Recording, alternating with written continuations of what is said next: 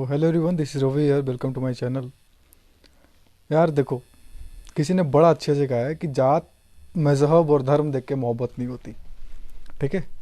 और एक और कोट है, the only thing that is constant is what change. एक सिंपल चीज़ पूरे समय में जो कांस्टेंट होती है वो होती है चेंज, परिवर्तन। इसी चीज़ को ध्यान में रख के इस वीडियो को बना रहा हूँ मैं। और इसके बेसिस पे इलाहाबाद हाईकोर्ट की एक बड़ी अच्छी जजमेंट आई है कल।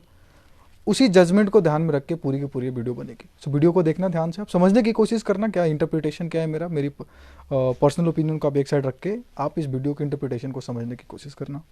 देखिए, इलाहाबाद हाईकोर्ट की एक जजमेंट आई है। इलाहाबाद हाईकोर्ट की जजमेंट में हेडलाइंस ऐसे बन रही है कि इलाहाबाद हाईकोर्ट ने कहा कि इट इज़ नॉट मैंडेटरी कि आप प्रायर नोटिस दोगे 30 डेज का जब आप एक इंटरफेथ मैरिज आप कर रहे हो। क्या कह रहा है इलाहाबाद हाईकोर्ट, ऐसे समझ में नहीं आएगा। स्टार्ट करते हैं, आराम से समझते हैं। देखो, स्पेशल मैरिज एक्ट 1954 हमारे सोसाइटी में एग्जिस्ट करती है, हमारे इंडियन सिस्टम में एग्जिस्ट करती है। जो इंटरफेथ मैरिजेज, इंटरकास्ट मैरिजेज के साथ सोलमनाइज करती है, उसको रजिस्टर करते हो आप वहाँ पे। ये पूरी की पूरी सिंपल फंडा है।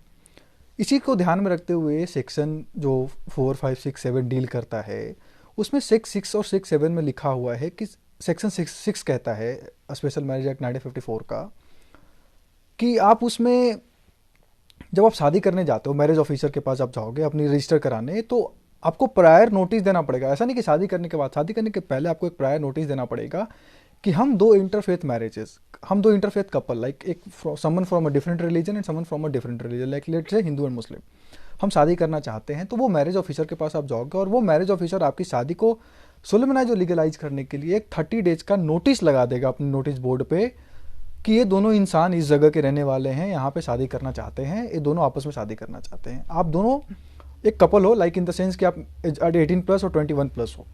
अब इस नोटिस पे उस 30 डेज के अंदर कोई भी इंसान, एनीबडी कैन क्वेश्चन, कोई भी इंसान जाके उस नोटिस पे जाके क्वेश्चन कर सकता है कि ये दोनों शादी नहीं कर सकते। ये सेक्शन 6 और सेक्शन 7 कहता है कि सेक्शन 6 में आप ड्यूटी बाउंडेड हो कि आप नोटिस चिपकाओ, और सेक्शन 7 के अंदर आप ऑब्जेक्शन रिक्वेस्ट करो कि किसी को ऑब्जेक्शन है तो वो आके दे। अब यहाँ पे एक नई क्वेश्चन आती है कि किसी की शादी से किसी और को ऑब्जेक्शन क्यों होगा। लाइक दो इंसान आपस में शादी करना चाहते हैं तो इससे किसी तीसरे को क्या दिक्कत होगी, ये चीज़ स्पेशल मैरिज एक्ट 1954 ने कभी डिफाइन ही नहीं किया। और स्पेशल मैरिज एक्ट 1954 को, जिसको आगे मैं पूरे वीडियो में इसे में बोलूंगा, इसे में 1954 ने क्या, जब ये ओरिजिनली 1872 में बनी थी ना, तब भी इसको एक्सप्लेन नहीं किया कर पाए थे कोई। इसकी हिस्ट्री को समझने की कोशिश करते हैं। देखो, ये जजमेंट आई है, हेबियस कोर्पस था, रिट के ऊपर एक बात हुई थी आर्टिकल 226 के अंदर इलाहाबाद हाई कोर्ट, जिसमें आपके पिटिशनर थे Shri like somebody called Safia Sultana and Abhishek Kumar Pandey, दोनों शादी करने चाहते थे आपस में। State of UP versus and others के बीच की है पूरी की पूरी। ऑनरेबल जज का क्या नाम था, विवेक चौधरी। ठीक है, ये इलाहाबाद हाई कोर्ट की जजमेंट है। ये जजमेंट का ही पूरा का स्क्रीनशॉट लिया है मैंने। इनमें इसकी हिस्ट्री समझने की कोशिश करते हैं, फिर हम जजमेंट के ऊपर आएंगे। तो 1872 में जब आपकी कानून बनी थी, तब सर हेनरी मेन जो थे, उन्होंने बताया कि एक इंटरकास्ट और इंटर रिलीजन मैरिजेस भी हो सकते हैं लोगों के बीच में। और इसी चीज़ को ध्यान में रखते हुए वो एक तरीके का मैरिज एक्ट लेके आए थे, स्पेशल मैरिज एक्ट 1872, 22 मार्च को वो इनैक्ट और इन्फोर्स हो गया था। लेकिन इसके इनैक्टमेंट और इन्फोर्समेंट इतनी आसान नहीं थी, काफ़ी ऑब्जेक्शंस हुए। आप सोच के देखो, आज से 150 साल पहले, आज 2021 में और आज से 150 साल पहले, क्या इंटरकास्ट और इंटरफेथ मैरिजेज आपको लगते हैं कि अलाउ होंगे? आज जब अलाउ नहीं है, आज जब लोग काफ़ी हद तक इस चीज़ में रिस्ट्रिक्ट करते हैं, तो आज से 150 साल पहले क्या ही पॉसिबिलिटी रही होगी। तो इसी चीज़ के ऊपर वेहेमेंटली अपोजिशन हुआ था इनका। फिर इसके बाद ये किसी तरीके से पास हो गया, लेकिन इसमें एक प्रोविजन थी कि आप तभी शादी कर सकते हो इंटरकास्ट और interfaith, like mostly interfaith, not intercaste, interfaith, जब आप अपने रिलीजन जिसको फॉलो करते आए हो काफ़ी सालों से, आप उसको कंप्लीटली आप उसको छोड़ दोगे फॉलो करना।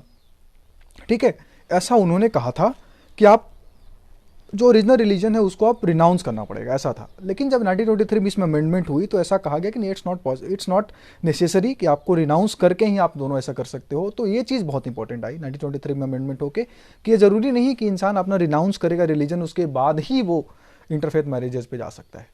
उसके बावजूद भी जा सकते हैं, आप अपना रिलीजन फॉलो करें, हम अपना रिलीजन फॉलो कर सकते हैं और कोई दिक्कत नहीं होगी। आप सोसाइटी में अगर आप नज़र उठा के देखोगे, या बड़े बड़े आप इंडस्ट्री में देखोगे, बॉलीवुड में, हॉलीवुड और उसके अलावा और भी जितने बॉलीवुड इंडस्ट्रीज हैं, वहाँ पे आपको ये सारी एग्जांपल समझ में बहुत इजीली रिलेट कर पाओगे आप। ठीक है, तो इस ये हिस्ट्री रही है हमारी। इसी चीज़ को फिर हमने 1954 में अडॉप्ट कर लिया स्पेशल मैरिज एक्ट के रूप में। ये जो स्पेशल बर्ड है ना, इसके ऊपर लॉ कमीशन ने कई बार क्वेश्चन किया है। लॉ कमीशन ने कई बार, 2008 की रिपोर्ट है उनकी, उसमें उन्होंने कहा कि ये स्पेशल बर्ड को हमें हटा देना चाहिए।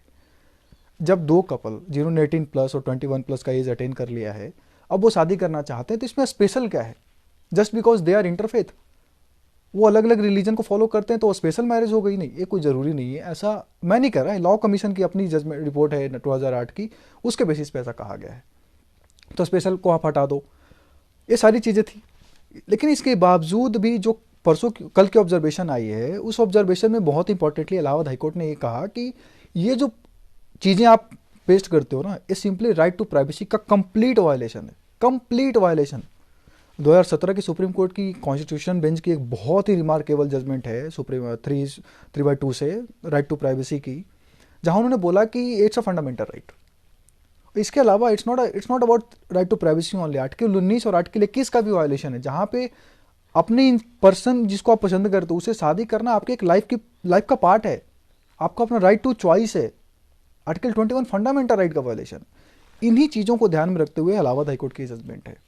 इसके अलावा कई सारे, जैसे एज अ लॉ, ये तो सारी यूपीएससी की बात हो गई। अब टॉक करते हैं थोड़ा सा, अब बात करते हैं लॉ के स्पेसिफिकल चीज़ों पे बात करते हैं, कुछ जजमेंट्स की अपन बात करेंगे। जैसे देखिए, एक बहुत ही अच्छा जजमेंट आया था कुछ साल पहले। देखिए आप, इसमें जजमेंट आया था, जैसे लॉ कमीशन ने, मैंने आपको बोला special word be drop from the title of the special marriage act 1954 and simply be called the marriage act 1954। इस कुछ लॉ कमीशन की रिपोर्ट्स हैं। इसके अलावा राइट टू प्राइवेसी की मैंने आपसे बात की, राइट टू प्राइवेसी की बात की, राइट टू प्राइवेसी बहुत इंपॉर्टेंट है।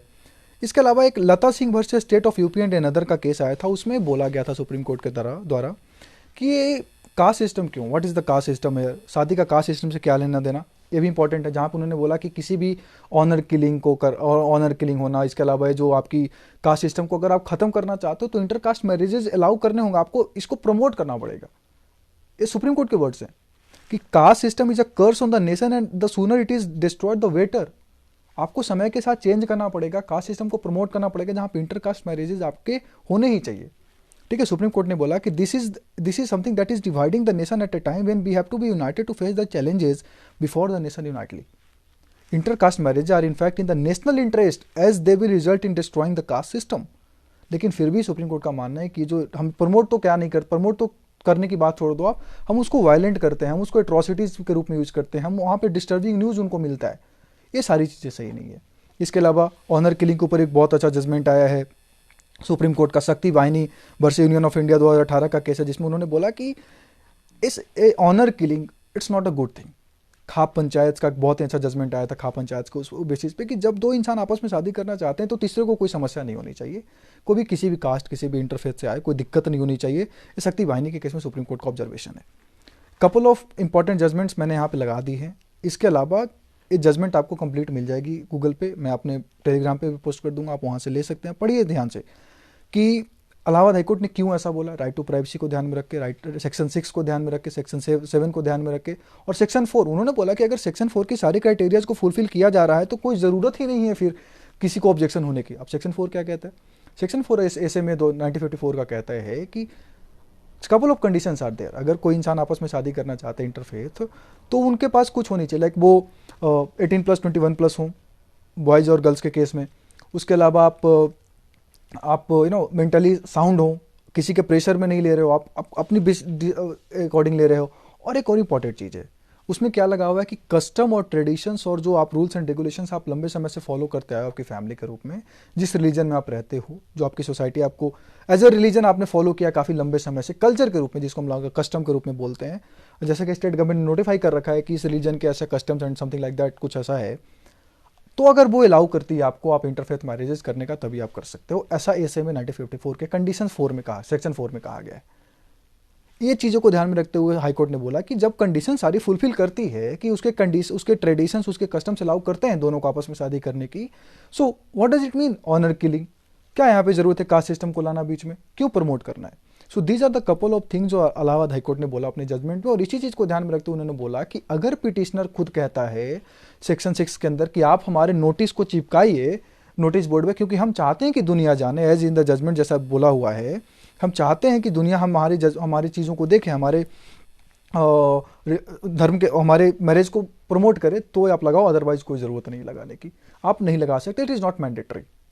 ठीक है, ये पूरी की पूरी जजमेंट थी, 47 पेज की जजमेंट है। मैंने मुझे जितना आपको समझाना था मैंने आपको बता दिया, एज अ स्टूडेंट और एज अ सब्जेक्ट। आप इस चीज़ को अपने बेसिस पर भी आप देख सकते हैं, जजमेंट के साथ जाइए और पढ़िए ध्यान से। So this is what Ravichandra UPSC signing off, good bye.